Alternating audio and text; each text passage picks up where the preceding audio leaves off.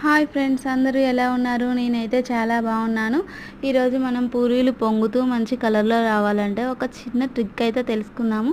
ఏం లేదండి, మనం మామూలుగా గోధుమ పిండిలో కొంచెం సాల్ట్ ఆయిల్ వేసి కలుపుతూ ఉంటాం కదా. ఈసారి ఒక పావు చెంచా మందం షుగర్ కూడా వేయండి. దానివల్ల మంచి కలర్లో వస్తాయి పూరీలు.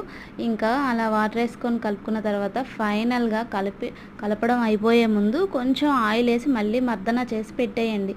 అలా ఒక 10 నిమిషాల తర్వాత మంచిగా చిన్న చిన్న ముద్దలుగా చేసుకోవాలి. నేనైతే పూరీలు రుద్దడం ఇదంతా కష్టం ఇది పడలేవనండి. అందుకే పూరీ ప్రెస్ తీసుకొని ఒక ఆయిల్ ప్యాకెట్ని అలా కట్ చేసుకొని మంచిగా దాని లోపల పూరీ ముద్దనైతే పెట్టుకొని మంచిగా ఒత్తేసుకొని అలా చేసేసాను. మా పిల్లలకు కూడా ఇలా చిన్న చిన్న పూరీలు అంటేనే ఇష్టం అండి. ఇలా సింపుల్గా ఇంకా పొంగుతూ మంచి కలర్లో రావాలంటే ఈ చిన్న ట్రిక్ పాటించండి. వీడియో నచ్చితే లైక్ చేయండి, షేర్ చేయండి.